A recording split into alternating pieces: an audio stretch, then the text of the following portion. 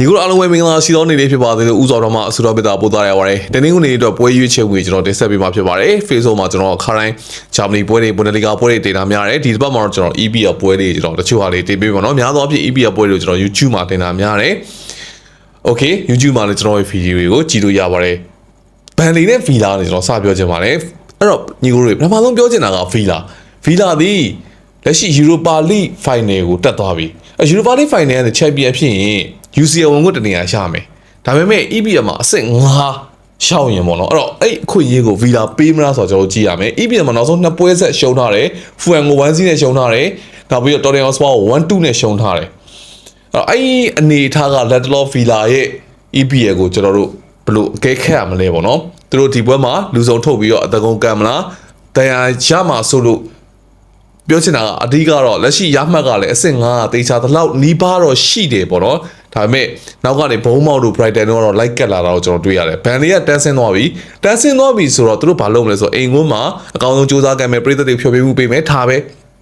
အဲ့တော့နောက်ဆုံးအိမ်ကွန်းပွဲစဉ်လေးဆိုရင် Man City ကို 0-1 နဲ့ကတ်ရှုံးတယ်ဗျ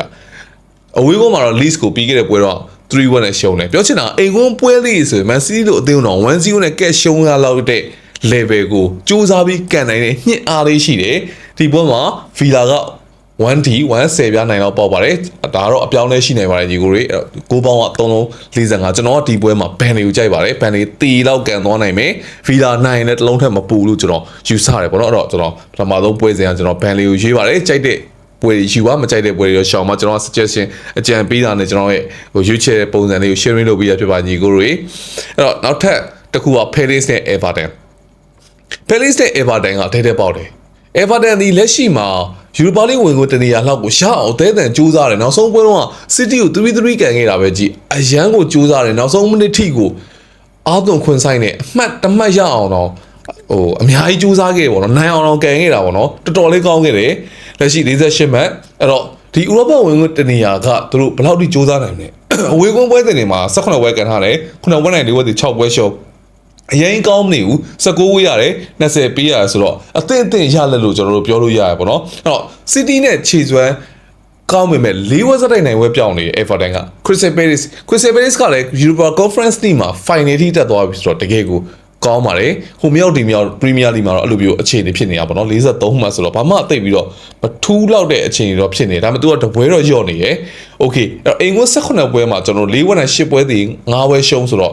့သူလည်းအရန်မကောင်းသူပြည့်ကျွန်တော် Crystal Palace ကိုမကြိုက်တဲ့အချက်ကအိမ်ကို18ပွဲမှာတော့ရာကိုက16ကိုပဲရှိတယ်ပေးကိုက19ကိုပြောချင်တာတိုက်စစ်တော်တော်လေးအားနေတယ်18ပွဲမှာ16ကိုအိမ်ကွင်းတို့အနေထားမျိုးမှာတော့ဘွဲတကူရအောင်မနေ့စူးစမ်းနေရတယ်ဆိုတာကြီးကအားရစရာမကောင်းတန်းစင်းနှစ်သိန်းဘန်လီနဲ့အောက်ဆုံးက Wooster ပေးတိုက်စစ်က36ကိုပဲသွင်းထားတယ်အညံ့ဆုံးအသင်းပေါ့နော်ဂိုးရအနည်းဆုံးပေါ့ကျွန်တော်ပြောချင်တာအဲ့တော့ Paris ကဂိုးရဖို့အရန်ခက်ပါတယ် Everton နဲ့ခဲစစ်ကျောင်းကတော်တော်လေးကိုနောက်ပိုင်းတောင်းတင်းပါတယ်ဒါMan City နဲ့3-3တော့ညီကိုတော့ချွန်းချက်ပေါ့အဲ့တော့ကျွန်တော်ဒီဘွဲမှာ Everton အဝေးကွန်းလာမယ်ဖွင့်ကန်စရာလည်းအကြောင်းမရှိဘူးတဲ့ကိုနှလုံး85အရှုံးပေါက်တယ်ဂိုးပေါင်းစုံအောက်ကြိုက်တယ်ဘော်ဒီဆိုကျွန်တော် Everton ပဲကြိုက်ပါတယ် Everton 1-0လောက်နဲ့ကတ်နိုင်တော့မယ်ပို့လို့ကျွန်တော်ထင်တယ်ပေါ့နော်အဲ့တော့ Everton ကိုကြိုက်တာကိုညီကိုယူပါနောက်တစ်ဘက်က Forest နဲ့ Newcastle မြင်ပဲကျွန်တော်ပြောတော့လိုက်ပါမယ်ကျွန်တော်ရဲ့ဗီဒီယိုတွေကျွန်တော်ဟိုမန်မာတွေခေါ်ပြီးခါချင်းကိုယူရမျိုးဘယ်တော့မှမလုပ်ပါဘူးကျွန်တော်ဒီတိုင်းပဲကျွန်တော်ရဲ့ဟိုတိထားတဲ့အရာလေးကျွန်တော်ရွေးချယ်မှုတွေကျွန်တော် free ပေါ့နော်ရွေးချယ်မှုလေးတွေဒါညီကိုနဲ့ sharing လုပ်ပြီးတင်ဆက်ပေးတာဖြစ်ပါတယ် Forest နဲ့ Newcastle ကလည်းဒိတ်ပဲနှစ်ပွဲလုံးတူပဲခုနကပွဲနဲ့အဲ့တော့ Forest ကလက်ရှိမှာအဆင့်16ရမှတ်42မှတ်တက်စစ်ဆောင်ကလွတ်သွားပြီပေါ့နော် West Ham နဲ့6မှတ်กว่าလွတ်သွားပြီလို့ကျွန်တော်တို့ပြောလို့ရတယ်နော်လွတ်သွားပြီလို့ပြောလို့ရတယ်ဆိုတော့နောက်ဆုံးပွဲတော့ဆိုရင် Chelsea ကို 1-3 နဲ့အဝေးကွန်းမှာတက်နိုင်တယ်အရန်နေနဲ့ကန်တာတော့နိုင်တယ်ဒါပေမဲ့ဂျားရက်မှာconference ကျွန်တော် Europa League မှာတော့ Villa ကိုရှုံးထားတော့စိတ်သက်လေးတော့နည်းနည်းပြန်ရိုင်နေပေါ့နော်အဲ့ဒါလေးတစ်ခုရှိတယ် Newcastle က45မှတ်သူလည်းဒီယာဒီမှာဘာဖြစ်သွားလဲဆိုတော့ Newcastle ပြိုင်ပွဲတွေများသွားတာဗျသူတို့ကာရာဘောင်းတွေ FA Cup တွေချန်ပီယံလိမှာလည်းအသေးအံတွေကန်နောက်ပြီးတော့ဒီ Premier League နဲ့ဂျားထဲမှာဒန်ယာတွေကကွန်းလျံချိုးတင်တဲ့တိုနာလီ Bruno Guimaraes 3ယောက်စုံတဲ့အချိန်ဆိုရင် Newcastle ကိုတော်ရုံတန်ဥရောပအသင်းဘယ်အသင်းမှရှင်ကပ်မှုတော့မလို့အဲ့လောက်ထိမာမာထန်ထန်တုံ့ပြန်နိုင်တဲ့ကွန်းလေကိုပိုင်ဆိုင်ထားရပါအရန်အည်သွေးမြင့်တယ်အဲ့တော့အဲ့3ယောက်ဒီပွဲမှာပြန်ပါလာပြီသူတယောက်မဟုတ်တယောက်နာနေရများအဲ့ပွဲဆိုမကောင်းသူ3ယောက်စုံပြီဆိုရင်ဘာဖြစ်လို့3ယောက်စုံရင်ကောင်းမှမသိရကက်မစထရီအရန်မိရပေါ့နော်အဲ့တော့နောက်ဆုံး EPL 9ပွဲမှာ4ပွဲလောက်ရှုံးထားတယ်ပေါ့နော်နောက်ဆုံးပွဲကြမှာ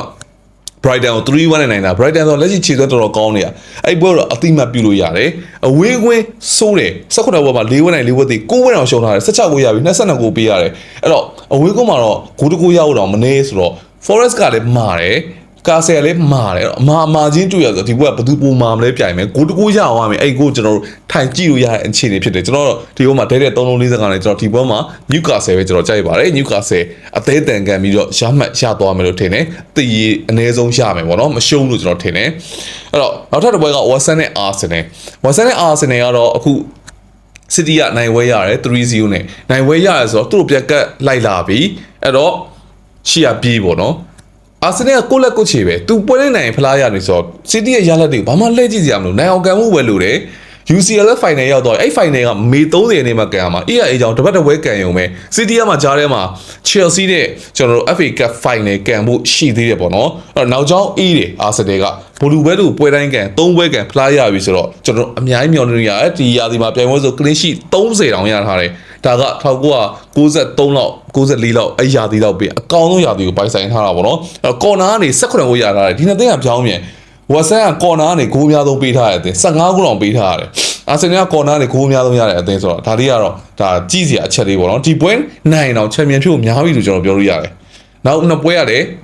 အဲ့တော့ကြီးအာဆင်နယ်အတွက်ခက်နေရမဟုတ်ဘူးဝက်ဆန်ကတန်းဆင်းဖို့များနေပြီလို့ကျွန်တော်ဘာလို့ပြောလဲဆိုတော့သူ့ရဲ့လက်ကျန်ပွဲက Newcastle နဲ့အဝေးကွင်းတို့ပွဲနောက်ဆုံးပွဲမှာတော့အိမ်ကွင်း Leeds နဲ့ကန်ရမယ်ဆိုတော့သူနဲ့ Spurs နဲ့သတင်းတန်းဆင်းမယ် Spurs နဲ့တမတ်ပဲကွာဆိုတော့50-50တော့မဟုတ်ဘူးเนาะတမတ်ကွာလို့ဆိုတော့ Spurs သူ့လို့သူလို့ရင်သူကြံခဲ့မှာဆိုတော့ဝန်ဆန်အတွက်ဒီလိုအခြေအနေမှာ Arsenal နဲ့တွေ့ရဆိုတော့တော်တော်ကြီးကိုကန်ဆိုးတာပဲပေါ့เนาะကျွန်တော်တို့ကဘာမှဟိုဒါကတော့ရွေးချယ်လို့မရအောင်ဒါပေမဲ့အိမ်ကွန်းနောက်ဆုံး6ပွဲအားရစရာကောင်းတာ3ပွဲနိုင်3ပွဲတည်လုံးဝမရှုံတော့နောက်ဆုံး6ပွဲမှာအဲ့ဒါကတော့အရန်ကျန်းတယ်ဒါပေမဲ့ Arsenal တွေ့ရဲ့အိမ်ကွန်း14ပွဲမှာတော့တပွဲပဲနိုင်ထားတယ်အဲ့ဒါကတော့ Arsenal တွေ့တဲ့ဝက်ဆန်ကခြေနေဆိုးတယ်ဆိုအချက်ရှိတယ်အဲ့တော့ 1D 335နဲ့ပေါက်တယ်ကျွန်တော်ကတော့ဒီဘက်မှာ Arsenal နိုင်နဲ့ 1-0 အလုံးစုံ 2-0 ပဲကျွန်တော်ခံမှန်းတယ်အဲ့တော့ဒီဘက်မှာကိုပေါင်း335နိုင်အောင်ဝက်ဆန်နဲ့ဖွင့်ကန်ဖို့မလွယ်ပါဘူးအဲ့တော့ဒီဘက်က6အောက်ပဲသွားမှာပဲကိုတွေအများကြီးမြင်ရမှာမထင်ဘူး335နိုင်ဆို4ခုထိရောက်เสียတိတ်ပြီးတော့အကြောင်းမရှိဘူးလို့ကျွန်တော်ထင်တယ်ပေါ့နော်ဒါကျွန်တော်ယူဆချက်ပါနောက်ထပ်တစ်ပွဲနောက်ထပ်2ပွဲကျွန်တော်နောက်ထပ်3ပွဲကျွန်တော်ထပ်ယူထားပါတယ်အတူတူပြောရမယ်ဆိုရင်ရှေ့သွားမှာဆိုလို့ Facebook ကမလွယ်ဘူးပေါ့နော်တင်ရတာအဲ့တော့ Bilbao နဲ့ Valencia မှာကျွန်တော် Bilbao ယူထားပါတယ် Conference ဝင်ဖို့ဖြစ်နိုင်ခြေနည်းနည်းရှိသေးတယ်နောက်ဆုံးပွဲမှာ Alaves တဲ့ပွဲကိုကျွန်တော်ကြည့်လိုက်တော့အဲ့ပွဲမှာ Bilbao ကအရန်ကိုတင်ကန်တာအဲ့တော့အဲ့ဒါလေးကိုကျွန်တော်အရှိတ်အဟုန်ပေါ့ momentum လေးထိန်းထားနိုင်မယ်ထင်တယ်အဲ့တော့အဲ့ကြောင့်ကျွန်တော် Bilbao ယူတာ Valencia ပြီးခဲ့တဲ့ဘက်ကတီကိုဒါ UC ကပွဲရှိလို့အရန်နေတဲ့ကန်တော့မနိုင်ဘူးအဲ့တော့အဝေးကွန်းမှာတော့ဘာမှလုံနိုင်ကြမရှိဘူးနောက်ပြီး Summer Miss မှာ18ချိန်ကန်ထားတာ Summer Miss ဆိုတော့ကျွန်တော် Bilbao ရဲ့ကွန်မှာ18ချိန်ကန်ထားတာ3ချိန်ပဲနိုင်ထားတယ် Valencia အဲ့လောက်ထိအခြေအနေဆိုးတယ်အဲ့တော့ Bilbao ပဲကျွန်တော်ရွေးပါတယ်150နိုင်တော့ပေါက်တယ်ကိုလုံးနဲ့ Hayden Hayne ညီတန်းစင်းစုံနဲ့ရုံထွက်ဖို့ open လေးကန်လာနောက်ဆုံးပွဲဆိုဘိုင်မိနစ်ကို3-3ကန်နေကျွန်တော်ရှေ့မှာလည်း Leverkusen ကို3-3လို့ပေါ့နောက်ဆုံး6ပွဲမှာ Freiburg ကို2-1နဲ့တပွဲပဲတာအဝေးကွန်းမှာရှုံးထားတယ်အဲ့တော့23မဲရထားတယ်လက်ကျန်ပွဲကဘာမှမကြံတော့ဘူးဒီပွဲပြီးနောက်တစ်ပွဲပဲကြံတော့တယ်ဆိုတော့ဒီပွဲနဲ့ဖွင့်ကန်အောင်ပါပဲရလို့ရညာဆိုပြီးသူတို့ try နေပေါ့နော်နောက်ဆုံးဒါကျွန်တော်တို့ဂိုးတွေလည်းရလာတယ်အဲ့ဒါကိုတွေ့ရတယ်နောက်ဆုံး6ပွဲမှာဆိုကျွန်တော်စိတ်ပေါ်လီတပွဲကျွန်တော်2-0ပေါ့နှစ်ကိုကျန်တာက3+ တွေပဲသူတို့ပွဲသူ့ပွဲတွေတော်တော်များနောက်ဆုံး6ပွဲမှာ2ဂိုးသွင်းကိုနှစ်မောင်းသွင်းကို2ဂိုးမြင်ခဲ့ရတပွဲကျန်တဲ့9ပွဲက3ဂိုး3ဂိုးနဲ့အထက်တစ်ဖက်ကကိုလုံးကလည်းအဲ့လိုပဲသူ့ရဲ့နောက်ဆုံးပွဲတွေမှာ6ပွဲမှာ2ဂိုးပေါင်းတပွဲပဲရှိပြီးတော့ကျန်တာ3+ ကြီးပဲဆိုတော့ဒီပွဲကကျွန်တော်ဂိုးပေါ်ကြိုက်တယ်355ရှုံးနှစ်သိန်းလုံးဖွင့်ကန်မယ်ကိုလုံးကလည်းဂိုးတွေရတယ်အဲ့တော့နောက်ဆုံးပွဲဆိုရင်ဘာလဲနဲ့တူပေါ့နော်နောက်ပိုင်းဂိုးတွေတော်တော်လေးရတယ်နောက်ပြီးကိုလုံးရဲ့နောက်ဆုံးလက်ကျန်ပွဲပေါ့နော်ဘိုင်မြူးနဲ့အဝေးကုန်းကန်ရမှာဆိုတော့သူ့အတွက်ဘာလက်ကျန်ပွဲနှုတ်ဆက်မှပွဲကအရှုံးပဲရှိရဆိုတော့ဒီပွဲအိမ်ကွင်းကိုလုံးအတွက်လည်းအရေးကြီးတယ်အိမ်ကွင်းမှာပရိသတ်တွေအတွက်ကန်မယ်ဆိုတော့ဖွင့်ကန်မယ်ကျွန်တော်တို့ဒီဘောမှာဂိုးတွေများမယ်တူလို့အဲ့လိုမျိုးရတယ်မျိုးထွက်လာမယ်ထင်ပါတယ်နောက်ထပ်တစ်ပွဲကကျွန်တော်တို့တိုင်းနာညမှာကန် Tottenham Hotspur နဲ့ Leeds နဲ့180နိုင် Tottenham Hotspur က355နဲ့ကျွန်တော်ဒီပွဲမှာ Tottenham Hotspur ပဲနိုင်မယ်ထင်ပါတယ် 2-1 3-1စသဖြင့် Tottenham Hotspur နောက်ပိုင်းမှာလုံးဝအမှားမခံတော့တာတွေ့ရတယ်တကယ်တင်တဲ့ကန်အောင်တကယ်လည်းကောင်းလာတယ်ပေါ့နော်ဒီဇာဘီကြောင့်ပါဒီဇာဘီမဟုတ်ရင်တန်းဆင်းသွားပြီဒီဇာဘီတော့ကျွန်တော်ယုံကြည်မှုအများကြီးရှိတယ်နီးပြတွေအပြန်မှပြောင်းလဲတာနောက်ဆုံးတော့မှန်ကန်တဲ့နီးပြတွေ့သွားပြီပေါ့နော်အဲ့ဒါအရေးကြီးတယ်နီးပြရွေးချယ်မှုမှန်ရင်အသင်းတွေကချက်ချင်းလို့ထိုးတက်လာပေါ့နော်စိတ်ပလိုက်ပိုင်းဆိုင်ရာရောကစားပေါ့အဲ့တော့ okay ကျွန်တော်တနင်္ဂနွေညရွေးထားတဲ့ပွဲလေးအစားဆုံးပြန်ပြောပေးပါညီကိုတွေဘန်လီနဲ့ဗီလာကိုကျွန်တော်ဘန်လီရွေးထားပါတယ်ဖဲလေးဆက် Everton ကို Everton ကိုကျွန်တော်ရွေးထားပါတယ်နောက်ထပ်တစ်ပွဲက Forest နဲ့ Newcastle ကို Newcastle ရွေးထားပါတယ်ကျွန်တော်အဓိကကျွန်တော်ဒါဒီတစ်ပတ်တော့ကျွန်တော်ပွဲအများကြီးယူထားကြိုက်တာလေးရှိတော့ယူပါညီကိုတွေမကြိုက်တာရှင်ရှောင်းပါအဲ့တော့ West Ham နဲ့ Arsenal ကိုယူထားပါတယ် Bilbao နဲ့ Valencia Bilbao နောက်ထပ်တစ်ပွဲကကိုလုံးနဲ့ Highland ကို9ပေါ်နောက်ဆုံးပွဲ Spa ကျွန်တော်ယူထားပါတယ်အားလုံးပေါင်းကျွန်တော်အများကြီးတက်နိုင်တော့ကျွန်တော်စူးစမ်းယူထားပါတယ်ဒီပေးခဲ့တယောက်ရှိတဲ့ကျေးဇူးအများကြီးတင်ပါတယ်အားလုံးပဲနိုင်ကြပါစေခင်ဗျာ